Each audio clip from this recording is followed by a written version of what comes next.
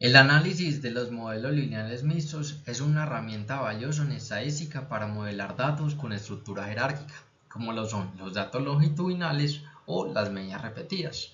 Sin embargo, antes de interpretar los resultados de un modelo con un enfoque paramétrico, es importante realizar un análisis de los residuos para verificar si se cumplen las suposiciones del modelo.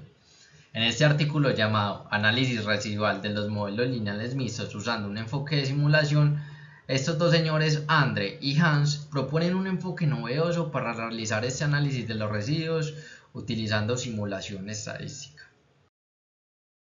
El artículo fue publicado en esta revista llamada Computational Statistics and Data Analysis, donde es una revista que cubre la investigación y las aplicaciones con estadística computacional y el análisis de los datos. Es una revista muy prestigiosa en el área de estadística.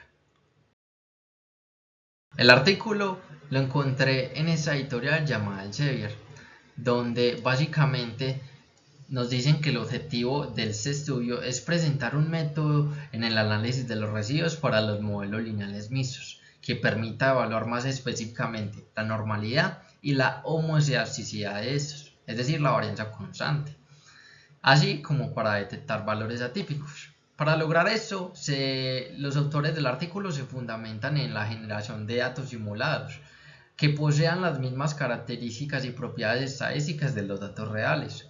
Luego, comparan los residuos del modelo ajustado con los residuos simulados. Los resultados obtenidos en este enfoque resulta ser útil para identificar patrones no aleatorios en los residuos, así como para detectar valores atípicos y observaciones influyentes en el modelo, además de que proporciona una herramienta para evaluar la validez de estos supuestos y la calidad del ajuste del modelo que se vaya a ajustar. En el artículo nos dan una breve introducción acerca de los modelos lineales mixtos, donde nos dicen que estos permiten un marco flexible para analizar varios tipos de datos, como lo son los datos longitudinales o las medias repetidas, donde los modelos lineales mixtos son una extensión de los modelos lineales, donde lo que hacen es permitir la especificación de más de un término aleatorio. Estos modelos fueron por primera vez introducidos por Henderson en 1950. La evaluación de los residuos en los modelos lineales mixtos. Los residuos se utilizan comúnmente para comprobar los supuestos del modelo, como lo son la normalidad, la homozeasticidad y la linealidad de los efectos. Estos también se utilizan para detectar posibles valores atípicos, además de que se pueden definir varios tipos de residuos en los modelos lineales mixtos, como veremos más adelante. Aquí presento los gráficos de los residuos más utilizados para evaluar los supuestos del modelo, donde tenemos nuestro ggplot, un histograma de estos, el gráfico de los residuos versus los valores ajustados y el gráfico de los residuos versus el orden del tiempo. Finalmente, la especificación general de los modelos lineales mixtos en notación matricial estándar se puede escribir por esta fórmula, donde su esperanza va a ser igual a x por beta. Su varianza va a ser igual a z por g por z traspuesta más r. B y E son variables aleatorias independientes que lo que hacen es capturar la variabilidad entre e intrasujetos respectivamente. Estas dos variables aleatorias independientes son normalmente distribuidas con media cero y matriz de varianzas y covarianzas G y R respectivamente. Y va a ser un vector de variables respuesta con dimensiones de n por 1. Beta es un vector de efectos fijos vinculados a cada observación de la matriz de diseño X de dimensiones n por p. Z hace el papel de la matriz de diseño que vincula los efectos aleatorios de B de dimensiones n por q. Y B y E hacen referencia a los efectos aleatorios del modelo. Como les comentaba anteriormente, se pueden especificar varios tipos de residuos. Nobre y Singer revisaron 3 tipos de residuos útiles para este tipo de modelos, donde el primero hace referencia a los residuos marginales, el segundo a los residuos condicionales y el tercero hace referencia a las mejores predicciones lineales insesgadas, es decir, los loops. Los residuos marginales son útiles para verificar la linealidad de los efectos y la estructura de covarianza de V, es decir, de la varianza del modelo. Los residuos condicionales se utilizan para verificar las observaciones periféricas, la homozeasticidad y la normalidad de los errores residuales. Finalmente, los bloops se pueden emplear para comprobar los datos atípicos de los sujetos del modelo. Lo que los autores quieren proponer es utilizar un análisis de efectos fijos para los modelos lineales mixtos, para diagnosticar unas partes específicas del modelo y tener la posibilidad de calcular límites de tolerancia simultáneos mediante simulación. Esto va a ser posible mediante la estudiantización de los residuos estimados en el análisis de estos efectos fijos, ya que los va a convertir en una cantidad pivotal y va a permitir el cálculo preciso de estos límites de tolerancia. Para abordar esto, entonces los autores prefieren realizar un análisis de efectos fijos, ya que la inspección de estos no se va a ver influenciada por ninguna confusión de los términos aleatorios y va a permitir evaluar la normalidad de los errores condicionales y mantener la conexión con las observaciones individuales. En resumen, lo que quiere decir en el artículo es que van a trabajar con estos residuos condicionales estudiantizados porque van a permitir el uso y el cálculo de unos límites de tolerancia simultáneos más unas bandas de tolerancia simultáneos para los residuos de estos modelos lineales mixtos. Finalmente, en la parte del artículo se llega al enfoque de simulación que le quieren dar a esto. Lo que van a hacer es generar distribuciones nulas a partir de gráficos adecuados para el análisis de los residuos mediante simulación de Monte Carlo. Esto lo que va a implicar es simular datos bajo la hipótesis nula de la normalidad de los errores condicionales y los efectos aleatorios. Esto se va a lograr utilizando matrices de covarianzas específicas, como lo había mencionado anteriormente, que son la R y la G de los efectos aleatorios de nuestro modelo. Cada conjunto de datos simulado, Y sub sim, es decir, S, está compuesto por n observaciones y se va a construir utilizando estimaciones de estas componentes de varianza, simulando beta sub sim y E sub sim. Este enfoque, la gran ventaja que tiene es permitir construir límites de tolerancia simultáneos para poder evaluar de forma correcta la homozeasticidad y la normalidad de los residuos. En resumen, lo que van a hacer es simular múltiples conjuntos de datos, asumiendo que los errores y los efectos aleatorios van a seguir una distribución normal con unas matrices de covarianza específicas. Todo no podía funcionar perfectamente en este enfoque de simulación, así que este enfoque también se encuentra con unas limitaciones, pero los autores llegan a darle una solución para ese problema que se va a obtener. Lo que pasa es que el método de simulación va a asumir que solo van a existir unos pocos valores atípicos que van a sobresalir sobre algunos puntos de los residuales que va a calcular. Estos valores atípicos que van a identificar lo que va a hacer es causar un efecto de enmascaramiento en las estimaciones de las matrices de covarianza utilizadas. Es decir, puede causar un efecto de confusión sobre las estimaciones obtenidas en esas matrices. La solución que proponen los autores es identificar esos valores atípicos creando unos límites de tolerancia simultáneos, lo que va a permitir tener una métrica sobre cuál es el error que se está obteniendo al calcular estos valores atípicos. Este es el pseudocódigo del algoritmo que utilizan para realizar el proceso de simulación. Entonces, en general, el objetivo de este algoritmo es identificar y eliminar los valores atípicos en los residuos que se está obteniendo del modelo lineal mixto para mejorar las estimaciones de la varianza residual. Ese proceso se va a repetir, o sea, va a iterar hasta que se alcanza un nivel de influencia deseado en el modelo que se especifica por 1.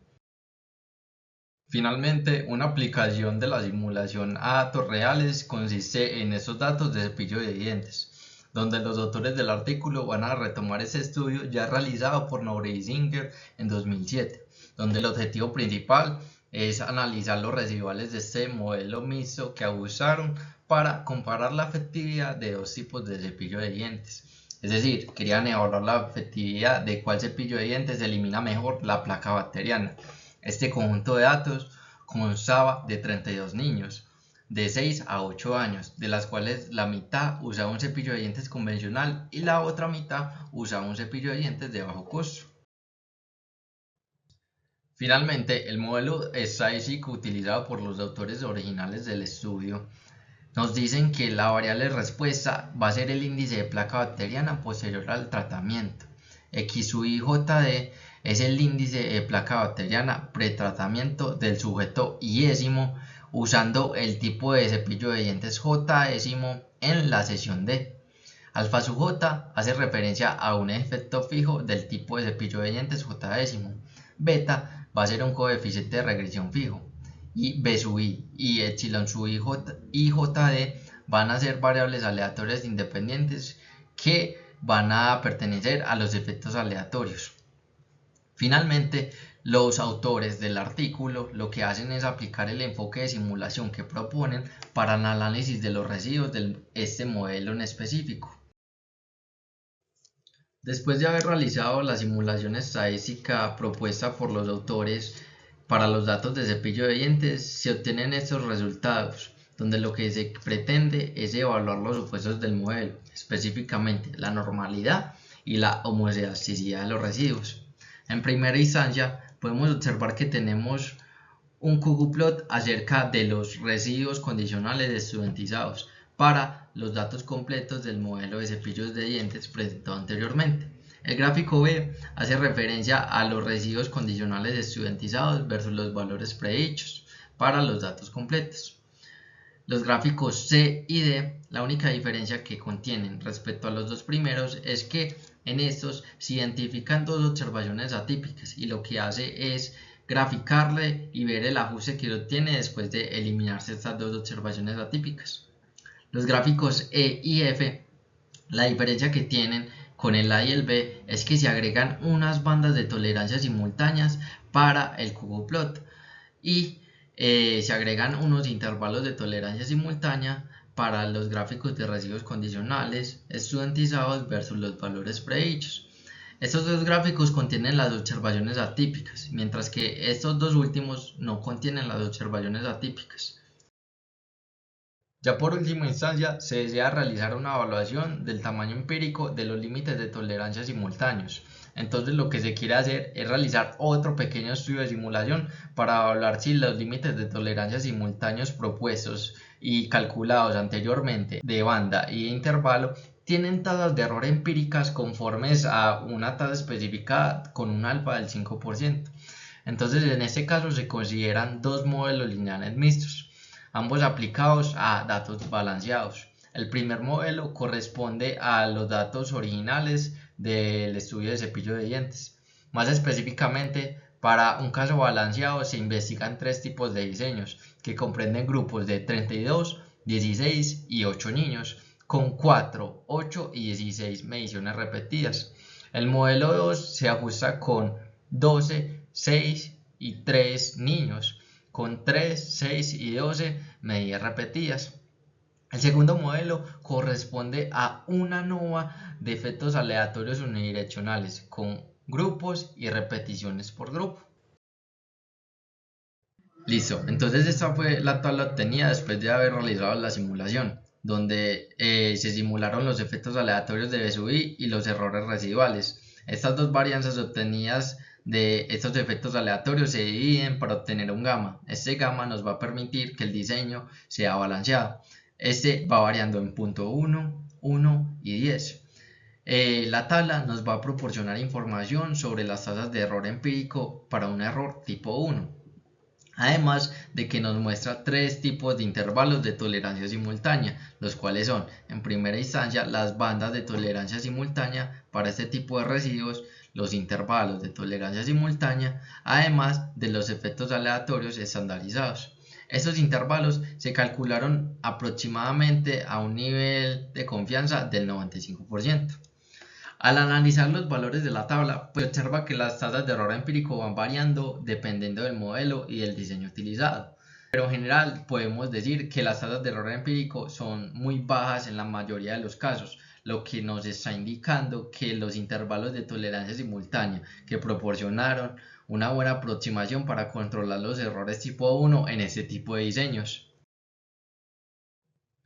Bueno, como conclusiones, primeramente quisiera decir que este estudio propuso un enfoque novedoso para abordar los problemas de los residuos en los modelos lineales mixtos mediante la simulación de los datos.